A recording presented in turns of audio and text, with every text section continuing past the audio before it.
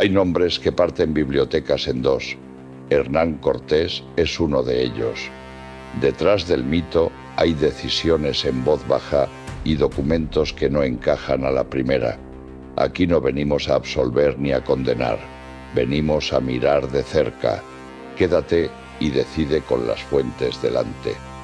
Hernán Cortés de Monroy y Pizarro Altamirano nació en la villa de Medellín, en la antigua Extremadura, durante la primavera de 1485. Era hijo de Martín Cortés de Monroy y de Catalina Pizarro Altamirano, hidalgos de estirpe castellana que poseían honra pero escasos bienes. La región que lo vio nacer era un paisaje de vegas y dehesas donde el río Guadiana irrigaba trigales, olivares y viñedos. Sin embargo, estaba alejada de las rutas comerciales y la riqueza se medía en fanegas y colmenas, no en ducados. Los cronistas señalaron que Cortés fue un niño enfermizo, propenso a las cuartanas, y que una nodriza y la devoción de su madre a San Pedro lo salvaron de morir en la cuna. Desde temprana edad escuchó relatos sobre los Monroy y los Pizarro, familias que habían servido en la Reconquista y que se preciaban de lealtad a la corona.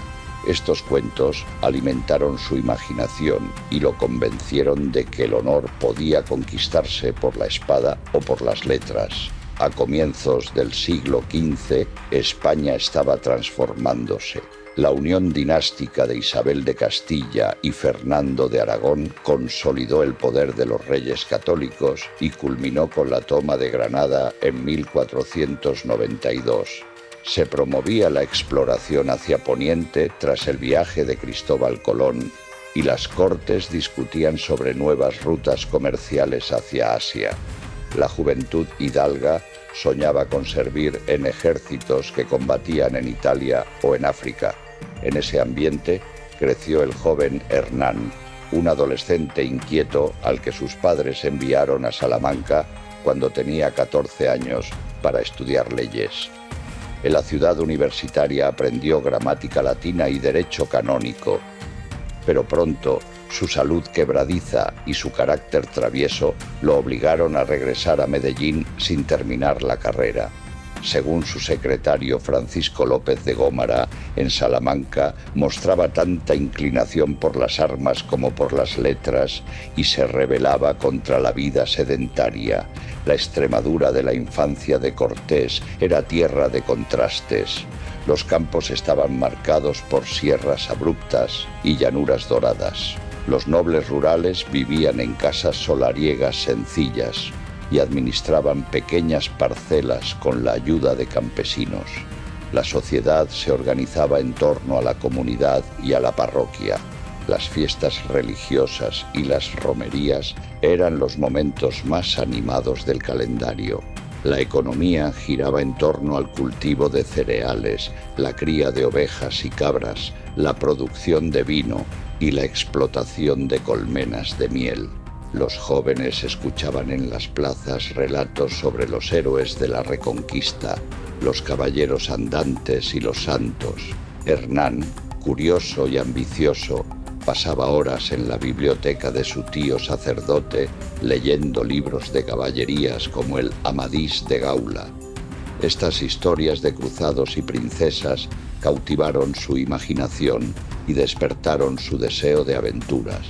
Su padre, Martín Cortés, había servido en campañas contra los moros y se enorgullecía de su espada, aunque sus ingresos procedían de la agricultura y de un pequeño molino. Su madre, Catalina Pizarro, era devota y estricta. Enseñó a su hijo a rezar y a respetar la misa. La familia poseía algunos esclavos moriscos y compartía tareas con vecinos. Los días de Hernán transcurrían entre las labores en el campo, las lecciones con un preceptor y las visitas a la corte de los señores de Villanueva, donde aprendía modales y etiqueta. La educación de un hidalgo incluía montar a caballo, manejar la espada y conocer el latín y el derecho.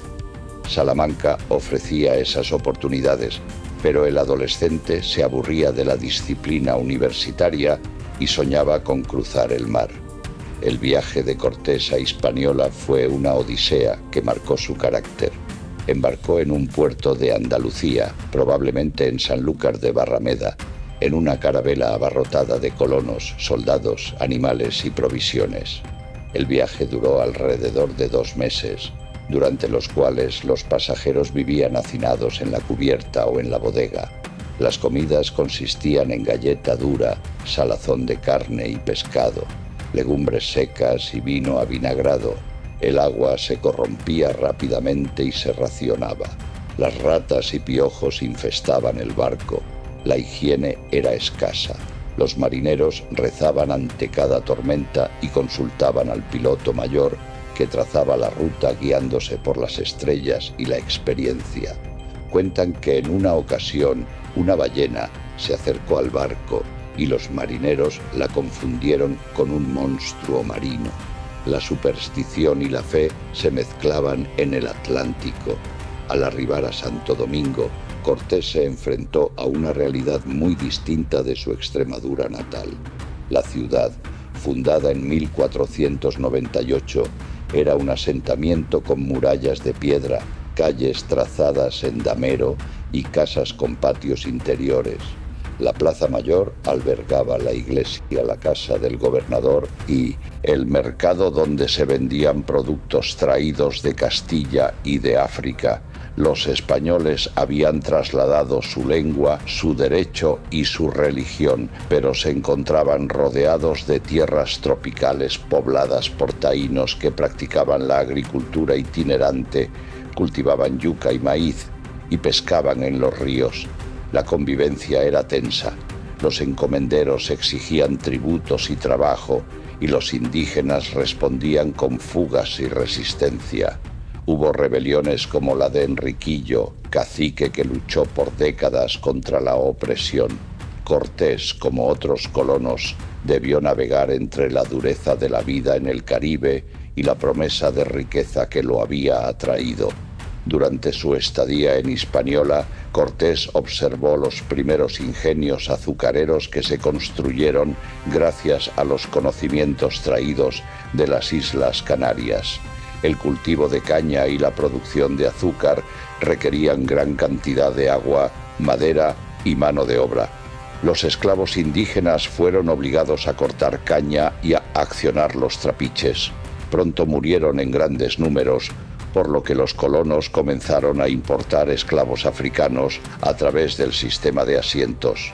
Cortés participó indirectamente en este proceso al arrendar parte de su encomienda a un vecino que instaló un trapiche. Su experiencia en la isla le enseñó las posibilidades de la agricultura comercial y la importancia de controlar el trabajo indígena. La llegada a Cuba en 1511 supuso un nuevo desafío. La isla mayor de las Antillas contaba con poblaciones taínas organizadas en cacicazgos bajo líderes como Hatuey y Guama. Diego Velázquez de Cuéllar, acompañado de soldados curtidos como Pánfilo de Narváez y Bartolomé de las Casas, emprendió su conquista mediante alianzas con algunos caciques y violencia contra otros. Las epidemias y el trabajo forzoso mermaron la población taína hasta casi desaparecer en pocos años. Velázquez fundó ciudades como Baracoa, Bayamo y Trinidad, repartió tierras y encomiendas entre sus capitanes, introdujo ganado vacuno y caballos y comenzó a sembrar tabaco y caña.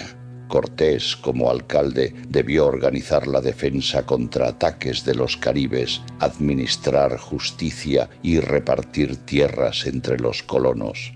Su cargo le confirió poder y contactos, y su habilidad para escribir documentos legales lo convirtió en figura indispensable para el gobernador.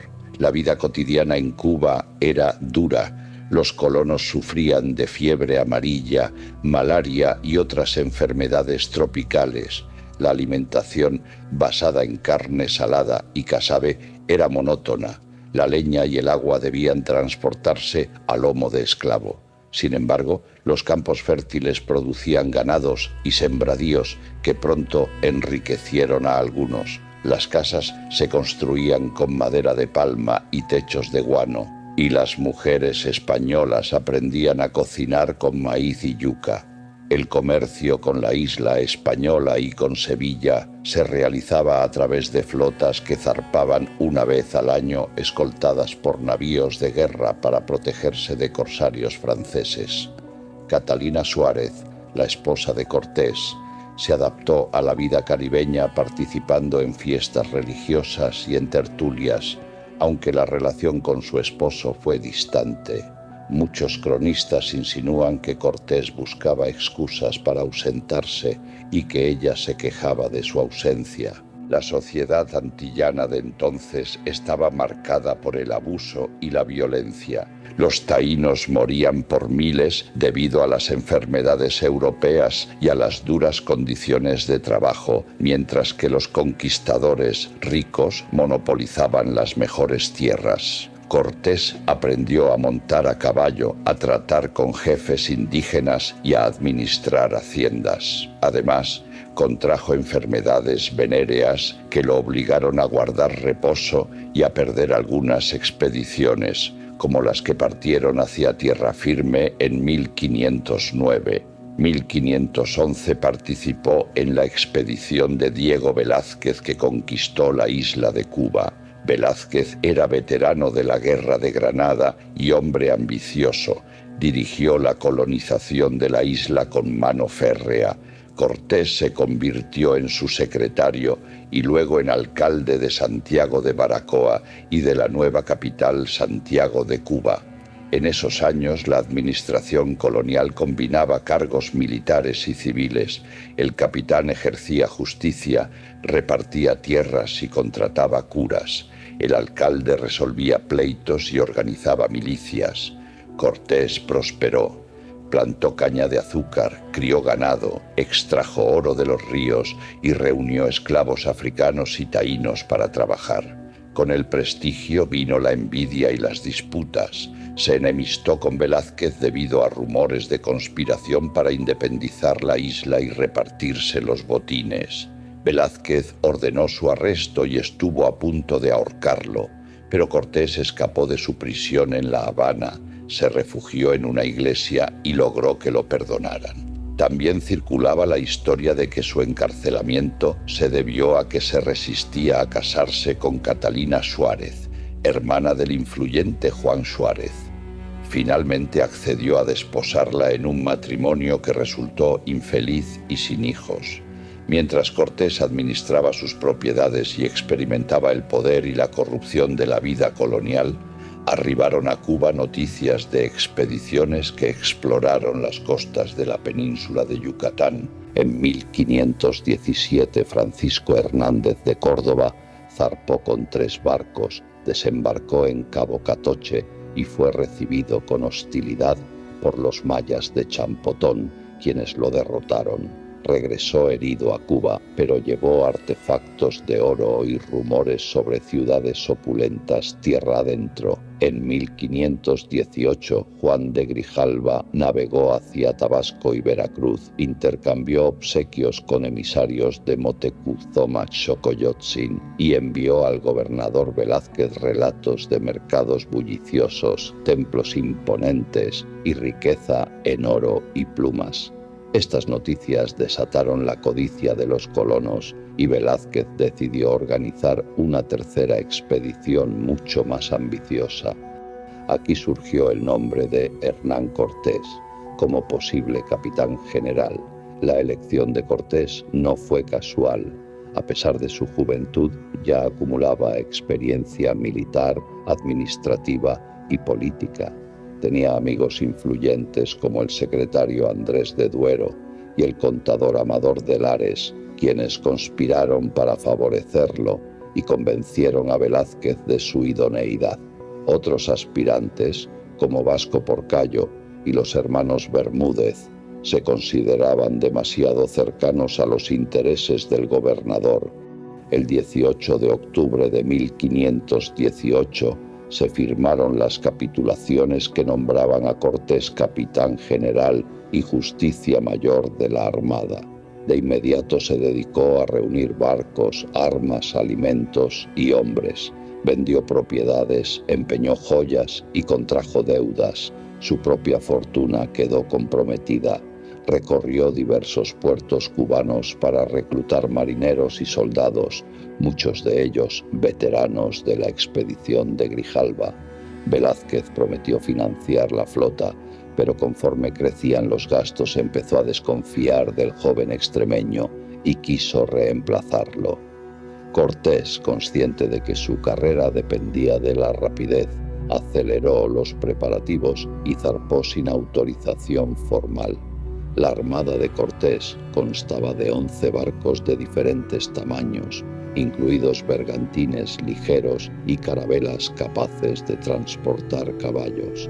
Llevaba alrededor de 500 soldados, 100 marineros, 16 caballos, 13 arcabuces, 30 ballestas, algunos cañones de bronce y hierro y una cruz de palo que servía de estandarte.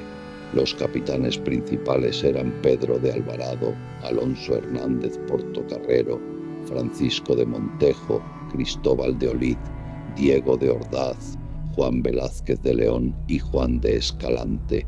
La mayoría provenía de Extremadura, Andalucía o Castilla, y cada uno soñaba con riquezas y mercedes reales. En la vela de la capitana, Cortés mandó pintar una cruz y la divisa: «Hermanos, sigamos la señal de la Santa Cruz y con fe verdadera venceremos», para inspirar confianza en sus hombres. La flota partió de Santiago de Cuba en febrero de 1519. Hizo escala en Trinidad y en el puerto de San Juan de Ulúa y finalmente arribó a la isla de Cozumel, frente a la península de Yucatán, en marzo del mismo año. En Cozumel, Cortés rescató a Jerónimo de Aguilar, un fraile español que había naufragado años antes y aprendido la lengua maya. Aguilar se convirtió en su intérprete junto a una mujer indígena llamada Malintzin, también conocida como Malinche o Doña Marina, entregada a los españoles tras la batalla de Centla en Tabasco. Malintzin hablaba náhuatl y maya, por lo que entre ella y Aguilar creaban una cadena de traducción que permitía a Cortés comunicarse con diferentes pueblos. La batalla de Centla fue el primer enfrentamiento serio en tierra firme. Los mayas de Potonchán se opusieron a los invasores, pero la combinación de caballería, armas de fuego y perros de guerra les produjo pánico. Tras la victoria, los europeos recibieron ofrendas de oro, tejido de algodón y 20 esclavas, una de las cuales era Malintzin. Su inteligencia y habilidad lingüística la convirtieron en consejera de Cortés. Su figura sería objeto de interpretaciones contradictorias. Para algunos, traidora de su pueblo, para otros, mediadora entre dos mundos. Desde Tabasco, Cortés costeó hacia el norte y desembarcó cerca de la actual Veracruz. Allí fundó el puerto de la Villa Rica de la Veracruz, acto que no fue solo administrativo sino político. Al constituir un cabildo, sus soldados se convirtieron en ciudadanos. Lo nombraron Justicia Mayor y Capitán General y declararon que actuaban en nombre del rey. De esta manera, Cortés se desligó legalmente de la autoridad de Velázquez y obtuvo legitimidad directa frente a la corona. En Veracruz recibió delegaciones de caciques totonacas que se quejaban de los tributos exigidos por Tenochtitlán y que vieron en los españoles posibles aliados. Cortés los colmó de promesas y les pidió guerreros y porteadores. Cuando algunos de sus oficiales sugirieron que regresaran a Cuba debido a la falta de órdenes, Cortés tomó una decisión radical. Mandó hundir o varar sus barcos en la playa, salvo uno que envió a España con embajadores y tesoros. Con este gesto impidió la deserción y obligó a sus hombres a marchar tierra adentro. La marcha hacia el interior estuvo marcada por alianzas y batallas. Primero visitaron la ciudad de Zempoala, donde los totonacas se comprometieron a aportar guerreros y a derribar los ídolos de sus templos como muestra de adhesión al cristianismo.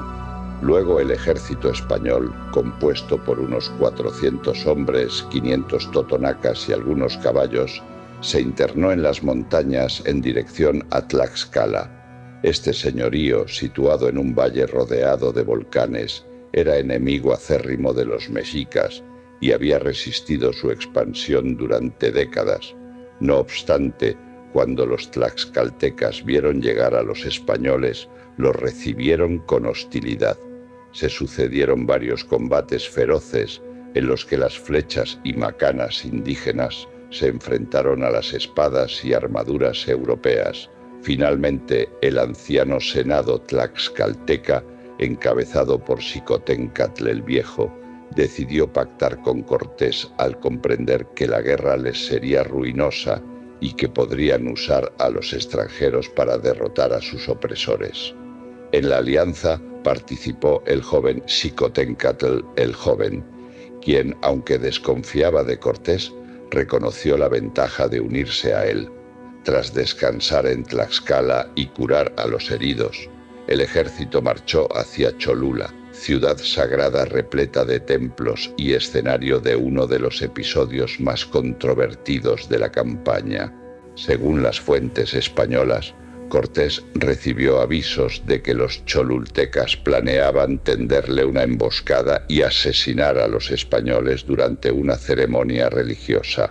Anticipándose, reunió a los nobles cholultecas en el patio de un templo y tras un discurso ordenó a sus soldados y aliados tlaxcaltecas que los atacaran. La matanza resultante dejó miles de muertos y destruyó parte de la ciudad.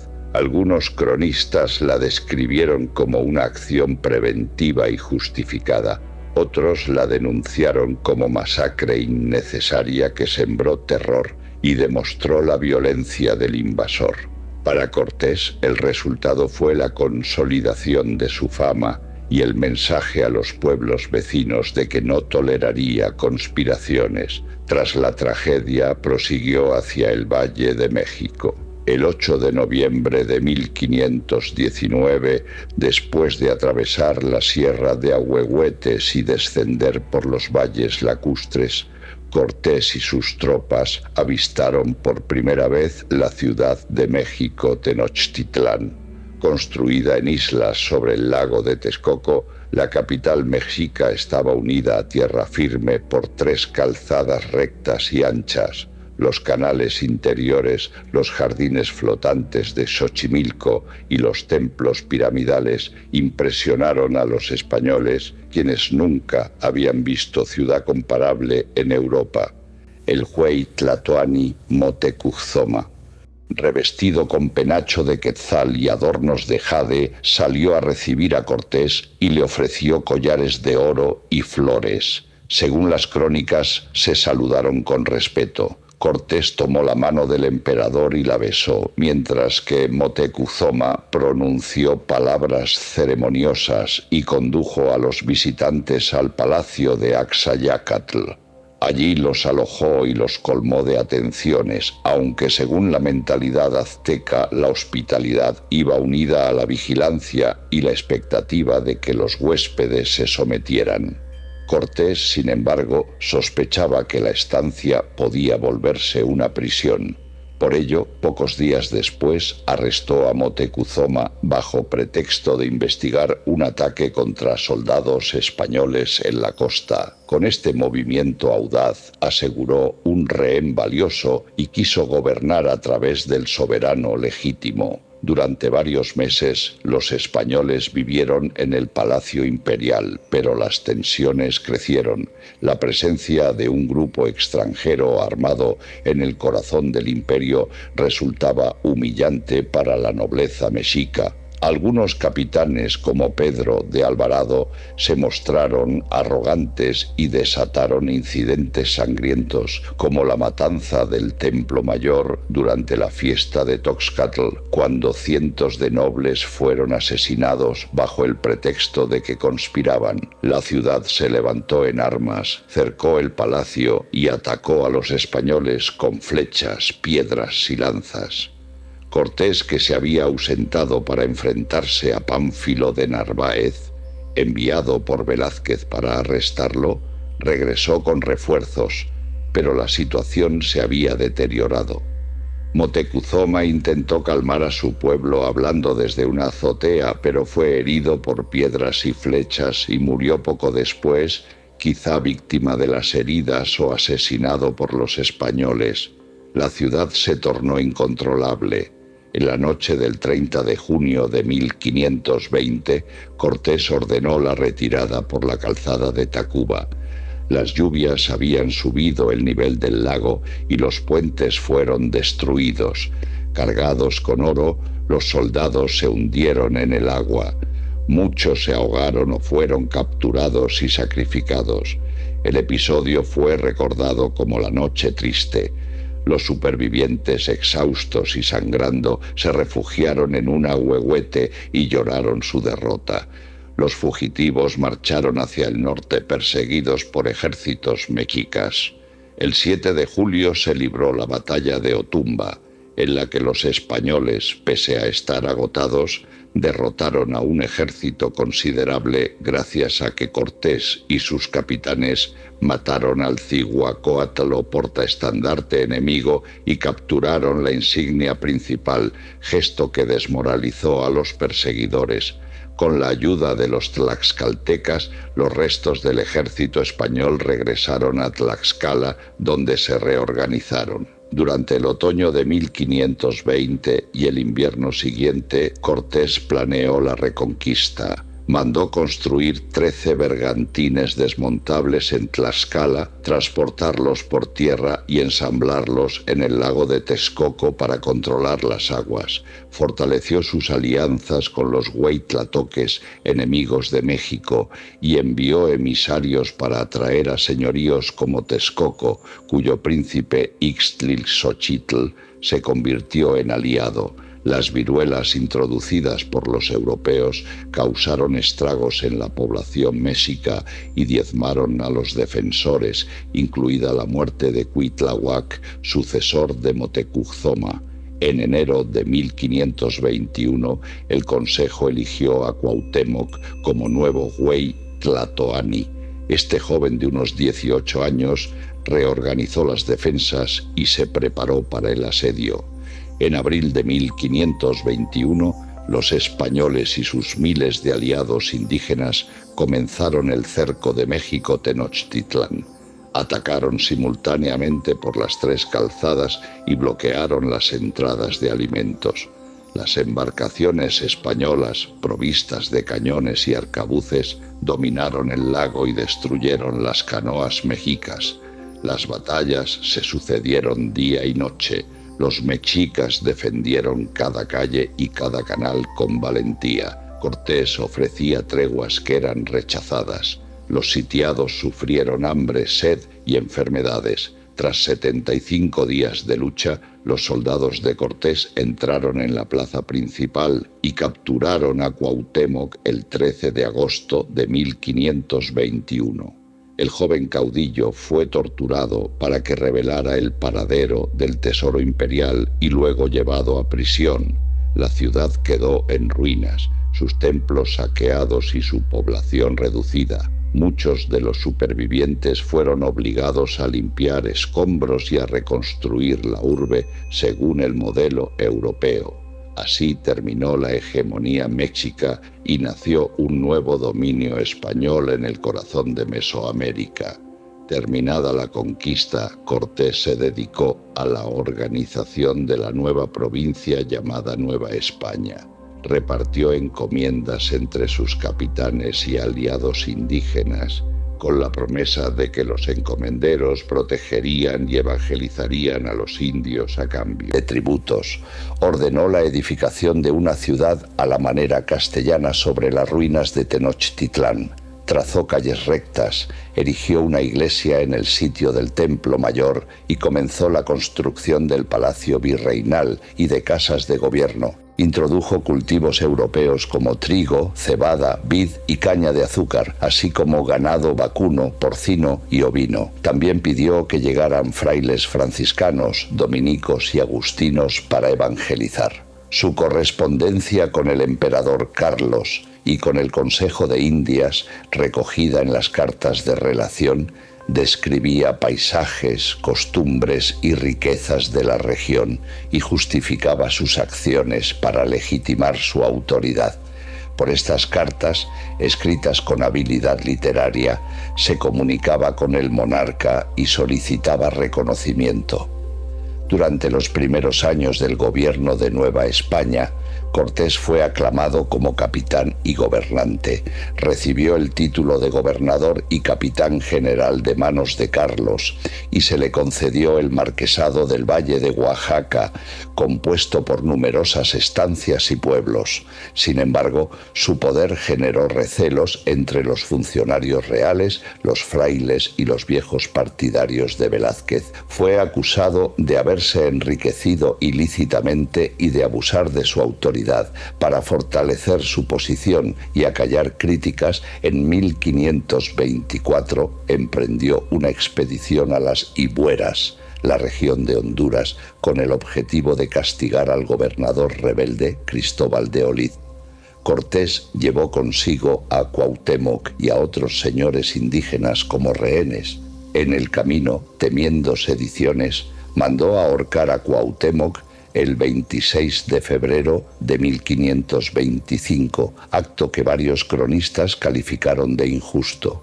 Durante su ausencia de la capital, los enemigos de Cortés lo acusaron ante la Audiencia y el Consejo de Indias de tiranía y usurpación.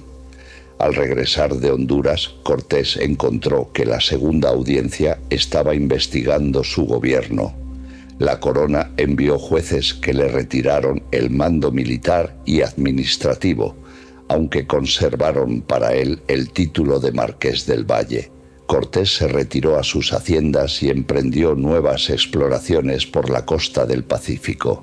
En 1533 zarpó hacia la península de Baja California para buscar un paso hacia Asia.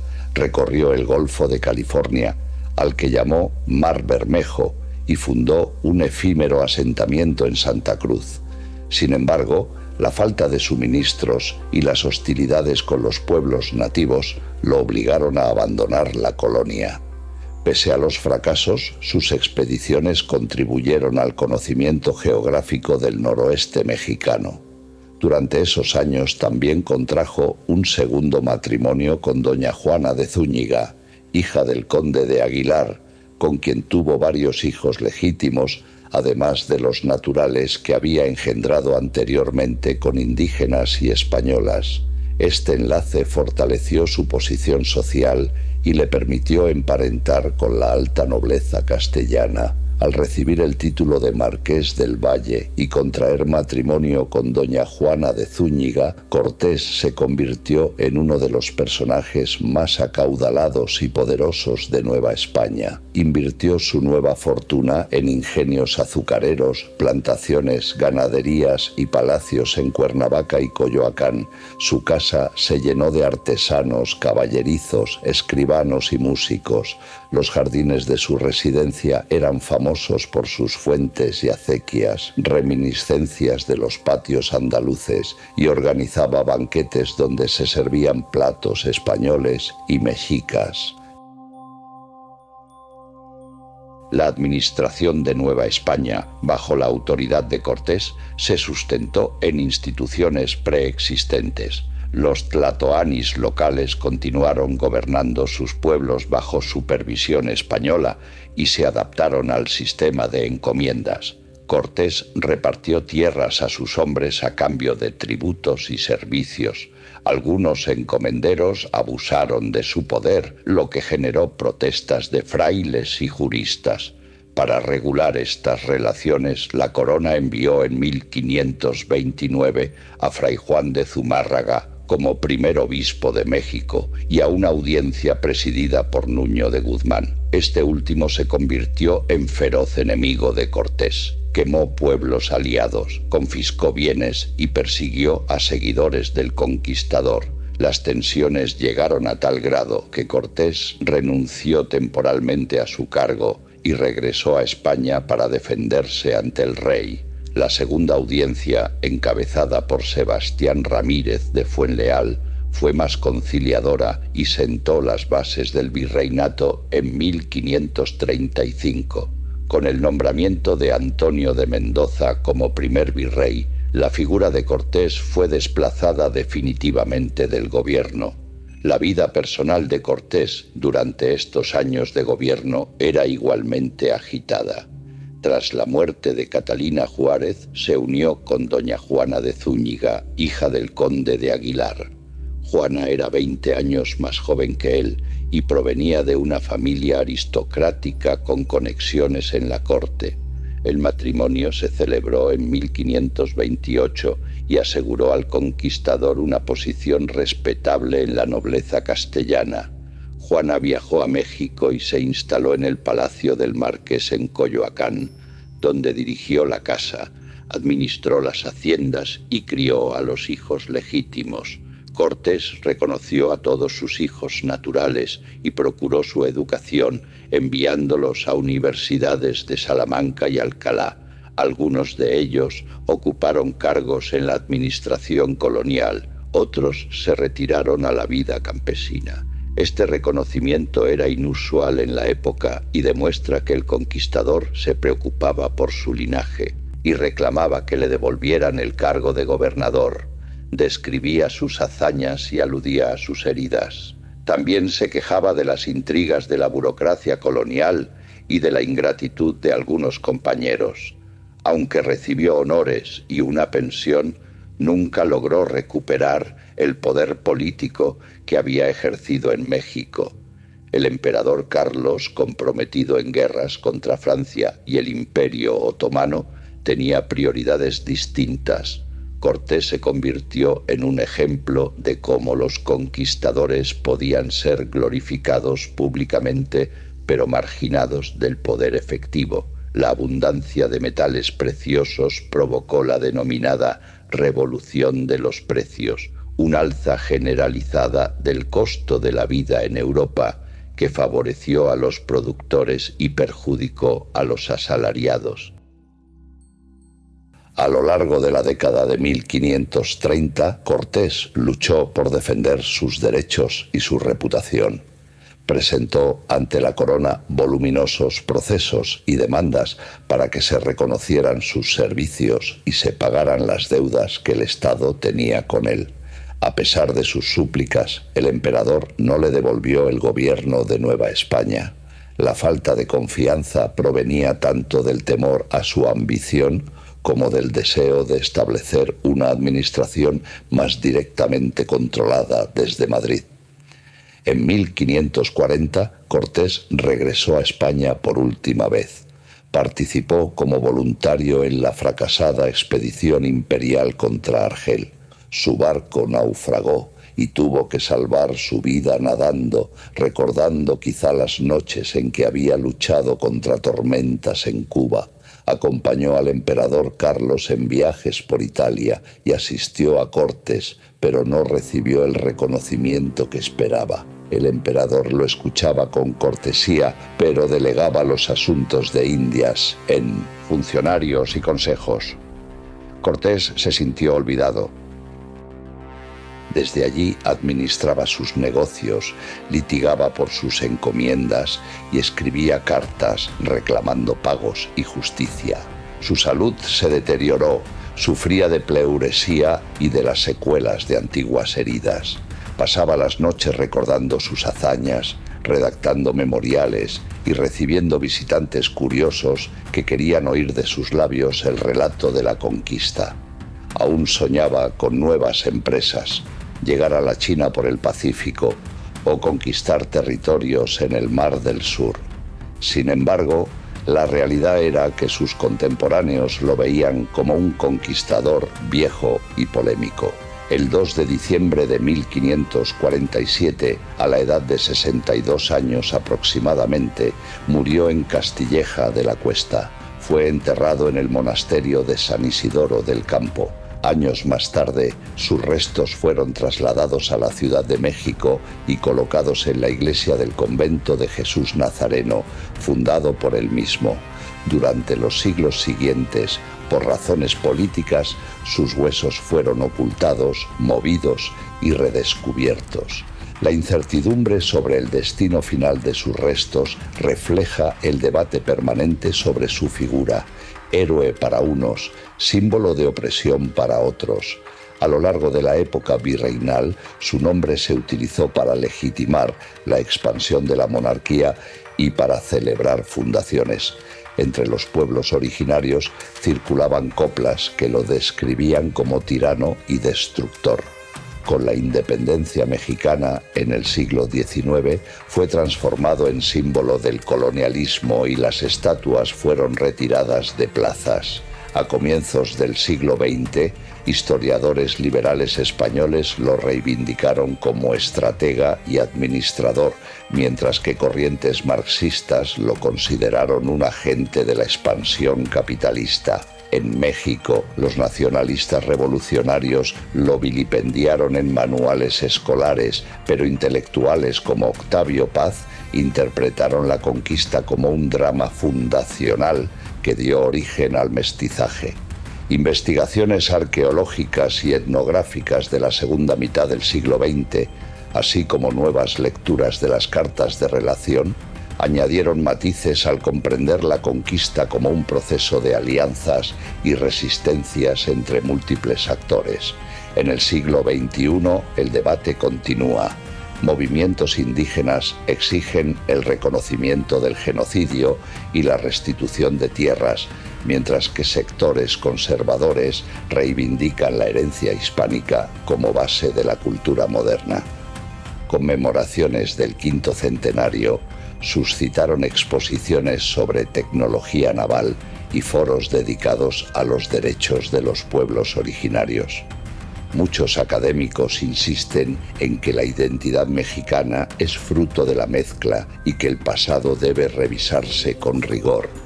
Conviene describir con mayor detalle la complejidad del mundo que Cortés encontró y transformó, así como la riqueza de su campaña militar y diplomática. La conquista de México no fue obra de un puñado de europeos valientes enfrentados a miles de indígenas pasivos.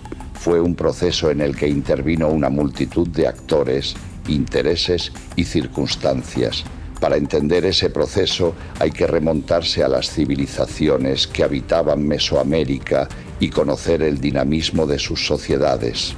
Los pueblos del altiplano central mexicano habían construido un mosaico político y cultural sofisticado. La triple alianza formada por México, Tenochtitlán, Texcoco y Tlacopan dominaba vastos territorios, cobraba tributos y mantenía redes de comercio que se extendían desde el Golfo hasta el Pacífico.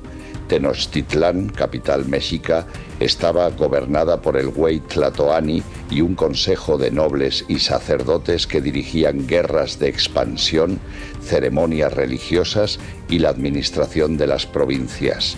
Los pueblos sometidos, como los totonacas, huastecos y tlaxcaltecas, pagaban tributo en forma de cacao, algodón, obsidiana, plumas y artesanías, y en ocasiones enviaban guerreros para campañas militares. Sin embargo, muchos resentían la dominación mexica, a la que consideraban opresiva. La religión prehispánica combinaba el culto a deidades como Huitzilopochtli, Tlaloc y Quetzalcóatl con la práctica de sacrificios humanos destinados a alimentar a los dioses y garantizar la renovación del cosmos. Los españoles criados en la fe católica quedaron horrorizados al presenciar sacrificios en los templos piramidales y consideraron su supresión un mandato divino. A lo largo de la ruta de Cortés se establecieron contactos con numerosos pueblos. Al paso por la costa, los totonacas no solo se aliaron con él por odio a los mexicas, sino también por interés en obtener armas y caballos. Cortés respondió enviando maestros carpinteros para enseñar a construir barcos y arados. En Tlaxcala, los senadores compartieron con los españoles su historia de resistencia frente a Tenochtitlán y les ofrecieron hospitalidad y soldados. Los tlaxcaltecas no eran una minoría dependiente. Poseían una organización federada de 4 señoríos, una cultura guerrera y un orden religioso similar al mexica. Durante las semanas de alianza se celebraron banquetes, bautizos y matrimonios. Cortés recomendó a sus capitanes que adoptaran la ropa y los alimentos locales para ganarse la confianza de sus anfitriones. Se intercambiaron palabras y conceptos. Por ejemplo, los españoles aprendieron que la palabra tlatoani significaba orador y que Calmecac diseñaba una escuela de nobles. A su vez, los tlaxcaltecas conocieron el uso de las espadas de hierro y la pólvora. Las cartas de relación que Cortés envió al emperador Carlos describían escenas minuciosas de la campaña. Narró cómo al entrar en Tlatelolco vio un mercado con decenas de miles de personas vendiendo todo tipo de productos: hortalizas, sal, telas, jade, chocolate y animales. Confesó su admiración por la limpieza de las calles, la organización de los tianguis y la enorme plaza central. También relató sus dudas sobre si debía aceptar los obsequios de oro que le ofrecía Moctezuma o rechazarlos para evitar provocar sospechas. Estas cartas, escritas en un lenguaje preciso y casi literario, sirvieron para convencer al soberano de que el territorio conquistado era digno de incorporarse al imperio y que las acciones del capitán general estaban justificadas. En ellas aparecían nombres de aliados indígenas, escenas de batallas y reflexiones sobre la providencia divina. La riqueza de aquellas narraciones no solo residía en sus descripciones, sino en su función política. Cortés entendía que su legitimidad dependía de la aprobación del rey y del Consejo de Indias. Por ello incluyó en sus cartas argumentos legales y teológicos. Aseguraba que la guerra era justa porque los mexicas practicaban sacrificios humanos, ofendían a Dios y se negaban a reconocer la autoridad del rey. También afirmaba que los tributos exigidos por los emperadores mexicas a sus súbditos eran excesivos y que su intervención había liberado a pueblos oprimidos. Estas justificaciones eran claves para contrarrestar a sus enemigos en la corte, quienes lo acusaban de rebelde y avaricioso. La historia de Malintzin es otro ejemplo de complejidad cultural. Esta mujer, nacida en una familia noble nahua de Painala, fue entregada como esclava a los mayachontales de Tabasco y luego a los españoles. Hablaba náhuatl y maya y aprendió rápidamente castellano. Su papel como intérprete permitió a Cortés negociar, pero su influencia fue mucho más profunda. Explicó códigos culturales, aconsejó sobre alianzas y advirtió de conspiraciones. Algunas fuentes afirman que salvó vidas al persuadir a pueblos de que no emboscaran a los extranjeros. Otras la culpan de facilitar la invasión. Ella misma tuvo que adaptarse a un mundo en el que su identidad cambió varias veces, de noble a esclava, de esclava a consejera, de indígena a cristiana bautizada como Marina. Su unión con Cortés, de la que nació su hijo Martín, simbolizó el inicio del mestizaje. La figura de Malintzin ha sido objeto de reconsideración en los estudios modernos, que resaltan su agencia y su capacidad de navegar entre dos mundos. La organización militar de los españoles también merece atención. Los soldados de Cortés procedían de diferentes regiones: extremeños, andaluces, vizcaínos, italianos e incluso algunos moriscos conversos. Portaban armaduras de acero, cascos, paveses, espadas de doble filo, dagas y ballestas. Los arcabuces, armas de fuego rudimentarias, tardaban mucho en recargarse y se usaban para desmoralizar al enemigo con su estruendo.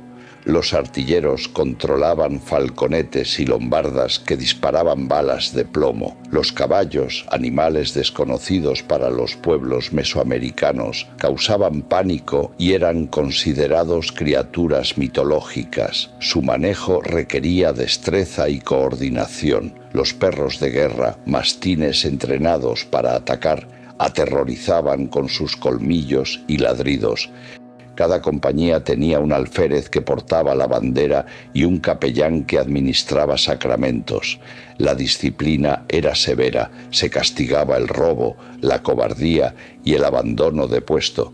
Sin embargo, la ambición de conseguir un repartimiento de tierras y de oro animaba a los soldados a arriesgar la vida.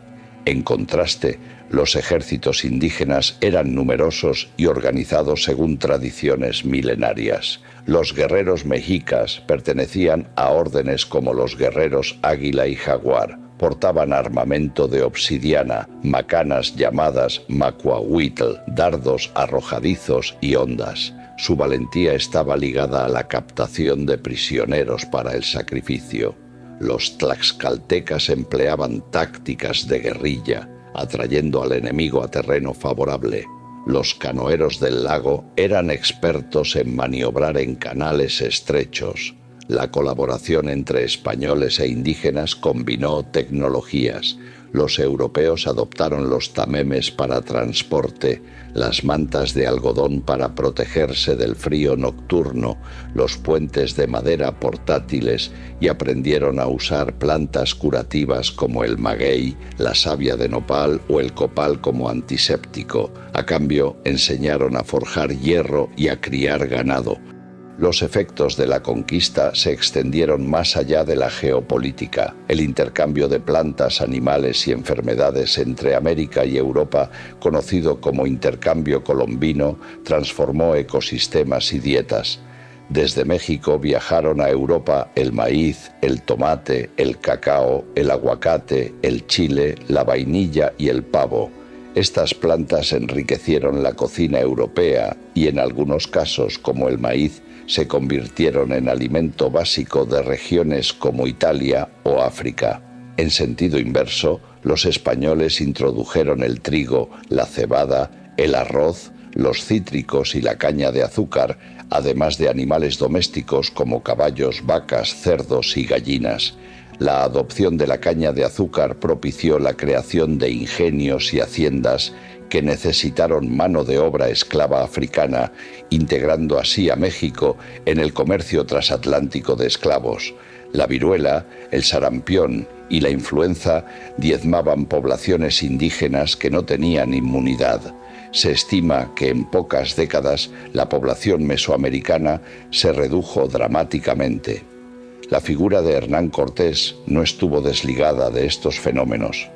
Como marqués del Valle de Oaxaca, controló haciendas de caña, trigo y ganado, que empleaban esclavos africanos y trabajadores indígenas sujetos al sistema de repartimiento. Registró diligentemente sus ganancias y gastos y buscó aprovechar las nuevas rutas comerciales.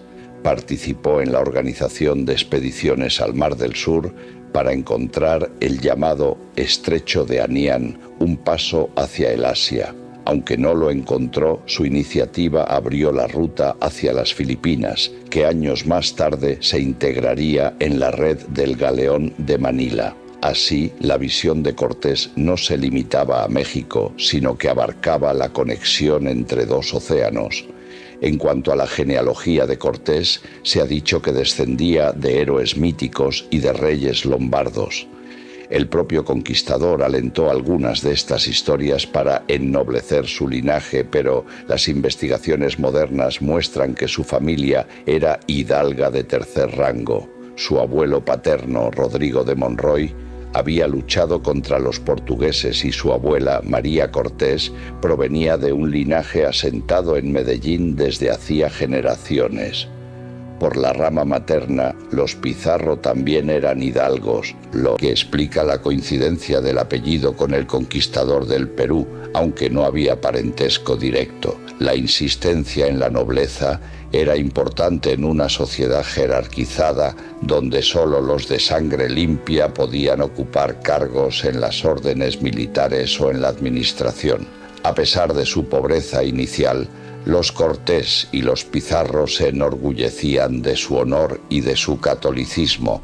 Tras la caída de Tenochtitlán, Cortés envió emisarios a la península ibérica con regalos de plumas, oro, cacao y animales exóticos como jaguares y quetzales. Estas maravillas despertaron la curiosidad de los europeos y dieron origen a gabinetes de curiosidades en las cortes de Castilla y de Italia. Algunos humanistas, sin embargo, criticaron la violencia y la codicia de los conquistadores y los compararon con ladrones de mar. Este debate acompañó la recepción de las noticias sobre América y moldeó la imagen de Cortés en el imaginario europeo.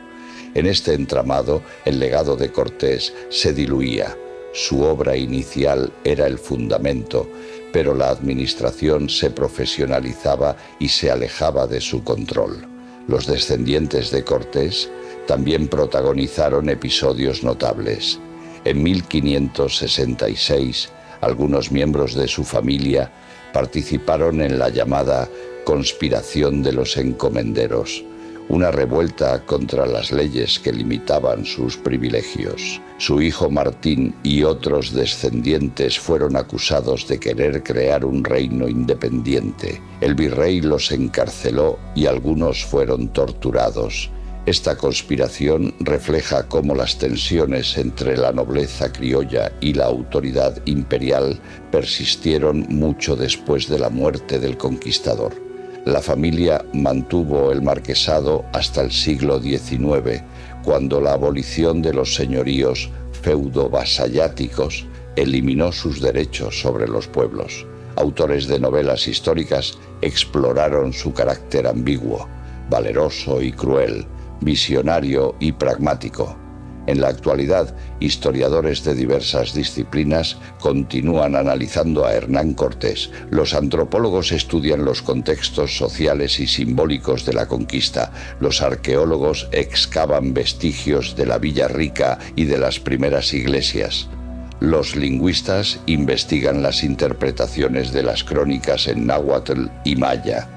Los etnohistoriadores recuperan testimonios de pueblos aliados y vencidos. Estos estudios muestran que la historia de la conquista es multidimensional y que la figura de Cortés es solo una de sus piezas. Los debates académicos ayudan a desmontar mitos y a comprender que la identidad mexicana se forjó a partir de una mezcla de culturas, no de la simple imposición de una sobre otra. Asimismo, invitan a reflexionar sobre las consecuencias éticas de la exploración y sobre el papel que cada actor jugó en el drama histórico. Este documento muestra la mentalidad legalista de la época y la convicción de que la legitimidad podía sustentarse en la palabra escrita. Los pueblos que se aliaron con Cortés tenían sus propias motivaciones. Los totonacas de Zempoala eran víctimas de la recaudación impositiva azteca, que exigía tributos de algodón, maíz, miel y plumas. Los dignatarios totonacas mostraron a los españoles los almacenes vacíos donde debían guardar los tributos y se lamentaron de la dureza de los cobradores mexicas. Los huastecos, situados más al norte, estaban inquietos por la expansión de Tenochtitlán hacia sus tierras. Los mixtecos y zapotecos del sur vivían en reinos que habían sido parcialmente subyugados. Algunos se mantuvieron neutrales, otros enviaron embajadas con regalos para los españoles. Los purépechas del Imperio Tarasco en Michoacán, conscientes de la amenaza azteca, vigilaron con atención el desarrollo de la guerra, aunque no se involucraron directamente. La conquista se extendió así por un entramado de rivalidades preexistentes. La cosmovisión mesoamericana jugó un papel importante. Para los mexicas, las derrotas y las victorias se interpretaban como designios de los dioses. Las guerras floridas, combates rituales para capturar prisioneros, eran parte esencial de su religión y servían para alimentar a Huitzilopochtli. La llegada de los españoles fue vista al principio como un fenómeno más de estos ciclos cósmicos. Algunos sacerdotes predijeron la caída de la ciudad. Otros pidieron sacrificios para apaciguar a los dioses. La tensión entre fatalismo y resistencia se refleja en los códices escritos tras la caída, en los que los antiguos tlacuilos mezclaron símbolos tradicionales con la nueva iconografía cristiana. Durante la travesía del Atlántico, los barcos que llevaban a los conquistadores eran auténticos laboratorios de convivencia. Los marineros andaluces cantaban coplas y contaban historias de sirenas. Los soldados extremeños practicaban esgrima con palos, los religiosos rezaban rosarios y escribían en sus diarios las observaciones de la naturaleza. En las noches claras, los pasajeros observaban constelaciones que nunca habían visto desde tierra. Cuando una tormenta desarbolaba el mástil, todos colaboraban para impedir que la nave zozobrara. La llegada a tierra firme era motivo de fiesta. Se disparaban arcabuces al aire y se celebraba una misa de acción de gracias. Estos rituales consolidaban la identidad del grupo y reforzaban la idea de que Dios guiaba sus pasos. Las negociaciones entre Cortés y sus hombres estuvieron llenas de tensiones. Algunos soldados, como Bernal Díaz del Castillo, se quejaban de que los botines de oro no se repartían de manera equitativa. Otros protestaban por el exceso de trabajo o por la disciplina. Para evitar motines, Cortés convocaba consejos de capitanes, escuchaba las quejas y prometía recompensas futuras. En una ocasión, un grupo liderado por Juan Escalante quiso regresar a Cuba. Cortés lo convenció con discursos apasionados y recordándoles las oportunidades que les esperaban. La figura del capitán era paternal y autoritaria a la vez. Premiaba la valentía, castigaba la desobediencia y sabía motivar a sus tropas con relatos de gloria y riqueza. La preparación de los bergantines que participaron en el asedio final fue un logro logístico notable.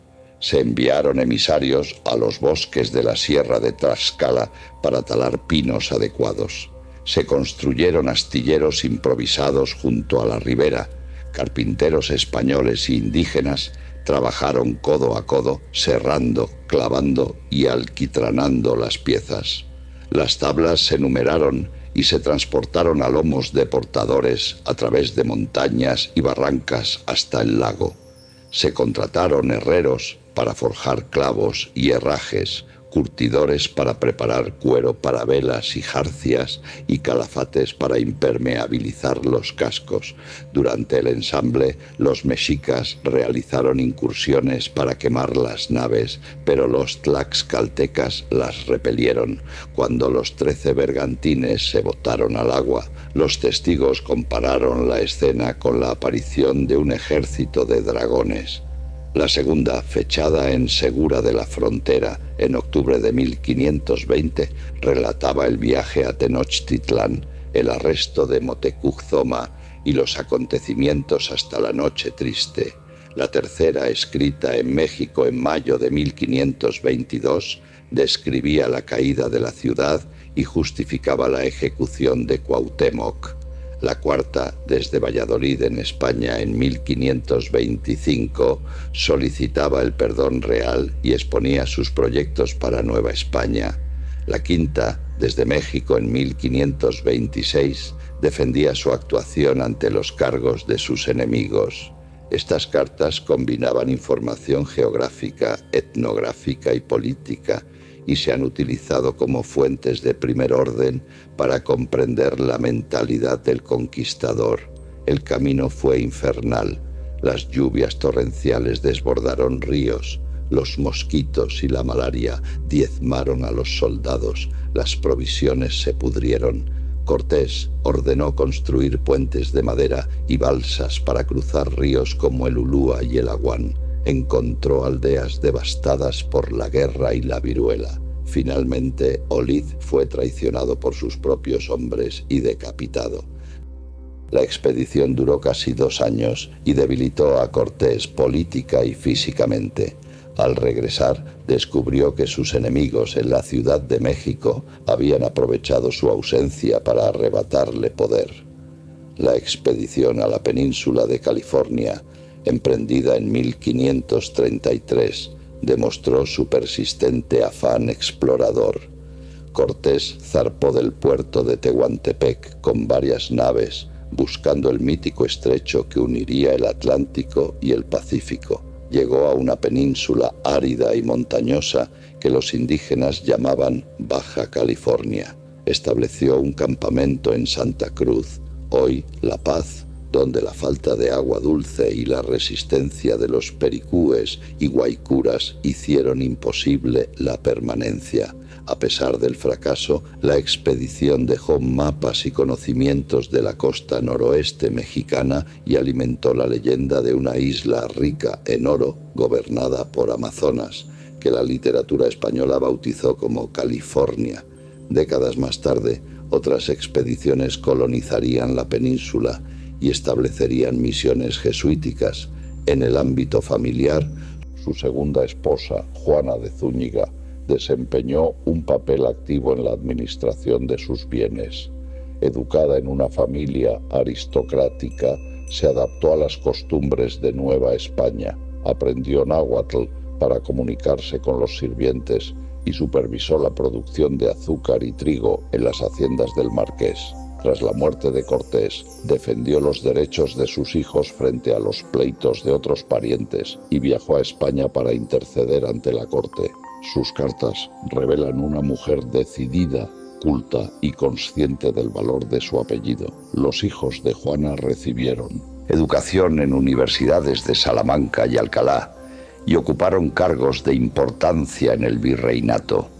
La herencia de Cortés quedó regulada en su testamento, redactado en España poco antes de su muerte. En él ordenó que se fundaran hospitales y obras pías en México y España, que se liberaran algunos esclavos y que se repartieran las tierras entre sus descendientes según un mayorazgo. Solicitó ser enterrado en Nueva España, cerca de la iglesia de Jesús Nazareno que él había fundado. También pidió que se incluyera una inscripción en su tumba que dijera «Padre de la Patria». Estas disposiciones reflejan su deseo de ser recordado como fundador y benefactor, así como su apego a la tierra que había conquistado. Sus herederos cumplieron parcialmente sus deseos, aunque la polémica sobre el traslado de sus restos continuó por siglos.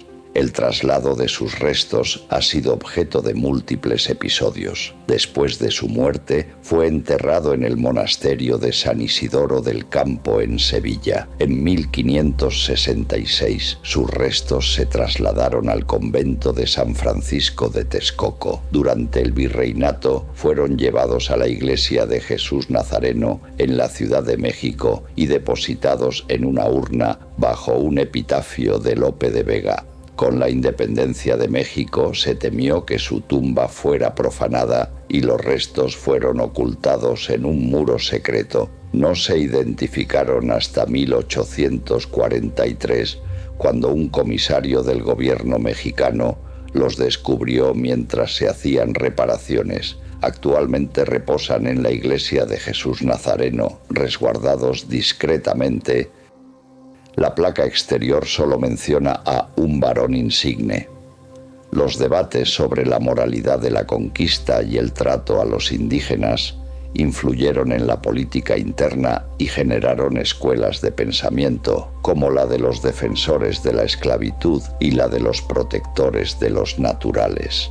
En el siglo XIX, los grabados patrióticos mexicanos lo mostraban con gesto fiero, mientras que en España aparecía en medallas conmemorativas junto a Carlos V. En la ópera La Conquista de México de Spontini, estrenada en París en 1826, su personaje canta arias heroicas. En el cine del siglo XX, directores como Sergei Eisenstein intentaron filmar una epopeya sobre Cortés y Moctezuma, aunque el proyecto nunca se concluyó. La microhistoria se ha centrado en individuos anónimos, traductores, artesanos, guerreras, niños cautivos.